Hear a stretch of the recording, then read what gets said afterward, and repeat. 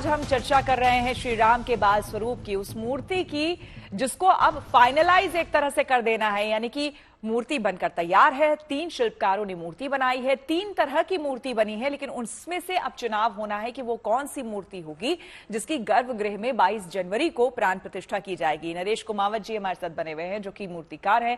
नरेश जी, कई मूर्तियां आपने भी बनाई हैं और आपने देखी है, आप पत्थर को अच्छी तरह से समझते हैं, जानते हैं।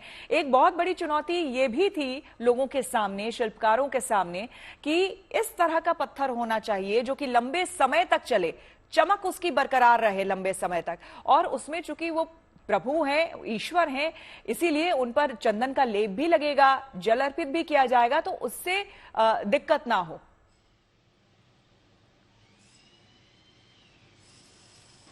जी, जिस तरह के पत्थरों को यूज किया जाता है इस तरह की मूर्तियों में, जैसे मार्बल का जो पत्थर होता है, हमने इतिहास में बहुत ही पौराणिक मंदिरों में देखा है, सफेद मार्बल की जो मूर्तियां होती हैं वो दिव्य और सौम्य होती हैं, और उनका चयन इसीलिए किया जाता है कि उनमें निखार बहुत खूबसूरत तरीके से आता है। आपको जान के आश्चर्य होगा कि पत्थरों में भी मेल और फीमेल होते हैं। उन पत्थरों का चयन करना अपने आप में एक चुनौतीपूर्ण कार्य होता है कि कहीं पत्थर को तराशते वक्त कहीं अंदर से कोई रेशा ऐसा ना निकल आए जो मूर्ति को स्पॉइल करे या उसके ऊपर दाग या धब्बे का काम करे। जो भी मूर्तिकार इस कार्य को कर रहे हैं वो मैं मानता हूँ निपुण होंगे इस कार्य करने में, और जरूर इसका सौम्य, दिव्य और भव्य रूप जो निकल के आएगा, जिसको देख करके हम सब मंत्रमुग्ध होंगे। 500 सालों के इतिहास में ये कार्य होने जा रहा है, जिसके लिए बहुत ही ज्यादा संघर्ष किया गया। वो बट जिस तरह से किसकिंदा कांड की एक चौपाई है कि कवन सो काज कठिन जग माही, जो नहीं हो तात सुनपाई। अब वो घड़ी आ गई है। हम सबके लिए ये एक प्रेरणा के रूप में काम हो रहा है, क्योंकि हम वो पीढ़ी है जो इसको इस युग में हमने जन्म लिया, जहां हम इसको, इस सपने को साकार होता हुआ देख रहे हैं। हम सब राम जी के दर्शन करेंगे, रामलला के दर्शन करेंगे और आशीर्वाद प्राप्त करेंगे, ऐसा मैं मानता हूँ। बिल्कुल बिल्कुल, मुझे लगता है कि हर कोई, मुझे लगता है हर देशवासी इस वक्त यही कामना कर रहा है। महंत नवल किशोर दास जी हमारे साथ बने हुए हैं। महंत जी, चूंकि बाल स्वरूप की बात हो रही है, बताया जा रहा है कि 51 इंच की मूर्ति जो है वो होने जा रही है, और जो उम्र होगी वो बताया जा रहा है कि 5 वर्ष के प्रभु श्री राम की जो उम्र होगी, लगभग उसी समय की वो मूर्ति जो है वो बनाई जा रही है। वही भाव, वही चीजें। और आपको क्या लगता है कि जब मूर्ति का चुनाव होगा, किस तरह के भाव को और देखने की कोशिश की जाएगी?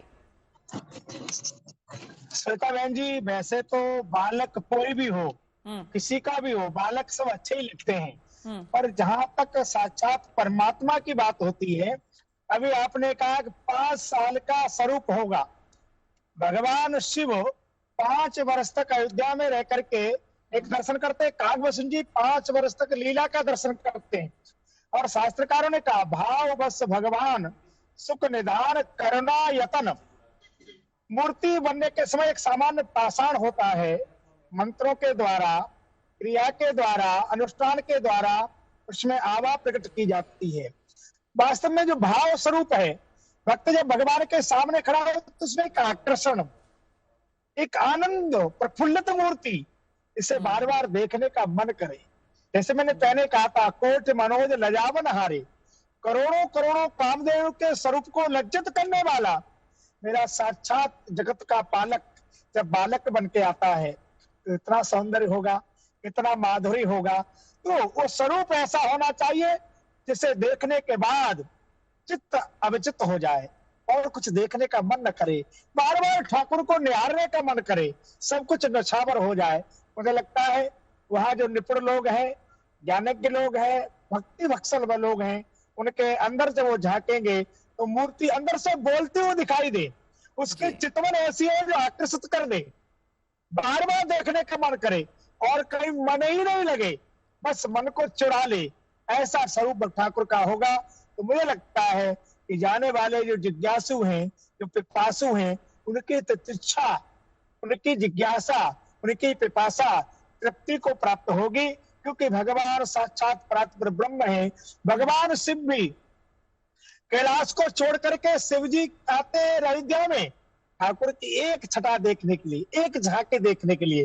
तो मैं इसलिए आपको कह रहा था, भगवान का भ्रुकुटी, भगवान की नासिका, भगवान के अधर, भगवान के कपोल, भगवान का मस्तक, भगवान का ग्रीवा, गोस्वामी तुलसीदास जी ने वर्णन किया है। भगवान ने कहा नेत्र कैसे है, कमल जैसे, खिला हुआ कमल, विकसित कलम। कमल जब कोई पुष्प होता है तो आकर्षक का कारण बनता है, बार देखने का मन करता है, इसके पास जाने का मन करता है।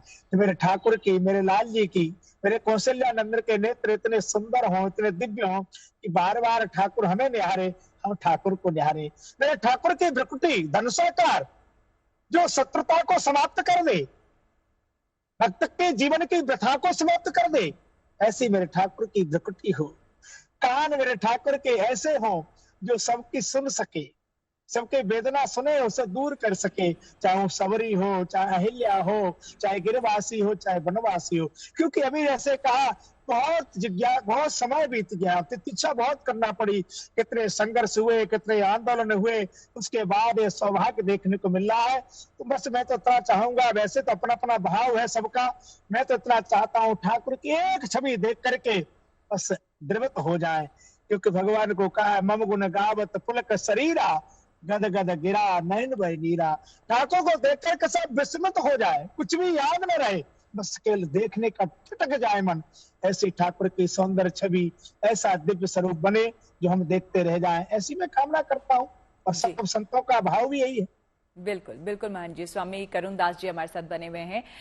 स्वामी जी, जो अभी महंत जी कह रहे थे, और शिव पुराण में भी कहीं ये वर्णन है, जहां तक मेरी जानकारी है, उसमें ये भी कहा गया कि कई बार जब बार बार महादेव लीन होते थे और खो जाते थे एक तरीके से, तो पार्वती जी उनसे कहती थी कि आप कहाँ लीन हो जाते हैं, कहाँ एकदम से आप खो जाते हैं और काफी देर तक और मंद मंद मुस्कुराते रहते हैं। तो उसके जवाब में महादेव ने ये कहा था कि मैं श्री राम की बाल लीला को देखता हूँ, मुझे वो इतने आकर्षित करते हैं, वो मुझे इतने अच्छे लगते हैं कि मैं उसमें खो जाता हूँ। बिल्कुल बिल्कुल। देखिए, 5 वर्ष की जो अवस्था है उसको शिशु अवस्था बोलते हैं, और 5 साल के बाद उसके बाद कुमार पौगंड अवस्था आती है, उसके बाद कुमार अवस्था आती है, उसके बाद युवा अवस्था आती है। तो ये जो शिशु अवस्था है, इसका पूरा यौवन 5 वर्ष की अवस्था का है। तो भगवान शिव इसी अवस्था में 5 वर्ष के राम जिनका ध्यान करते हैं, तो भगवान शंकर जी का जो हृदय है वो मान सरोवर के समान है, और राम जी का जो बाल रूप उसमें हंस के समान है जो विहार करता है। तो भगवान शिव के मान सरोवर में भगवान राम हंस के रूप में, अर्थात हंस की तरह से विहार करते हैं। एक क्षण भी भगवान शिव का मन राम रूप के ये जो बाल रूप ऐसे बिल्कुल भी इधर उधर नहीं होता। और जैसे कि अभी आपने प्रश्न किया था हमारे पूज्य श्री स्वामी जी से कि वो जो विग्रह है उनको कैसे चयन करेंगे, क्या देखेंगे उन विग्रहों में, कैसे सिलेक्ट कर पाएंगे। तो वैसे सच बात तो यह है कि भगवान जिस रूप से स्थापित होना चाहेंगे वो उसी रूप में यहाँ भगवान की चलेगी। ये भी आपने बहुत बड़ी बात कही ये भी आपने बहुत बात कही कि यहाँ पर मनुष्य की नहीं चलेगी, यहाँ पर खुद ईश्वर की ही चलेगी, प्रभु की ही चलेगी। उन्हें जिस रूप में स्थापित होना है उसी रूप को आखिरकार वहां पर पसंद किया जाएगा। फिर भी, लेकिन फिर भी देखने वाले क्या देखेंगे? एक तो देखेंगे कि होठों पे थोड़ा मुस्कान हो, है ना, बिंबा फल सदृश होठ, उसमें मुस्कान हो, और नेत्रों में करुणा हो, और साथ में गंभीरता हो, और पूरे चेहरे पर मासूमियत हो, वो भोलापन हो, क्योंकि शिशु अवस्था है ये भोलापन। तो आंखों में करुणा हो और गंभीरता हो, और चेहरे पे भोलापन हो, होठों पे मुस्कान हो, और गंड स्थल जो कपोल है थोड़े उभरे हुए हो, तो ऐसा चंद्रमा के समान और गोल आकृति हो, गोल रूप भगवान का। तो इस प्रकार से जो भाव होगा तो वही आकर्षित करता है। लेकिन फिर भी मैं कहूंगा कि जिस रूप में भगवान को स्थापित होना है उसी रूप में उन्हीं की चलेगी, वो स्वयं ही मन में डाल देंगे कि ये रूप मेरा स्थापित होगा।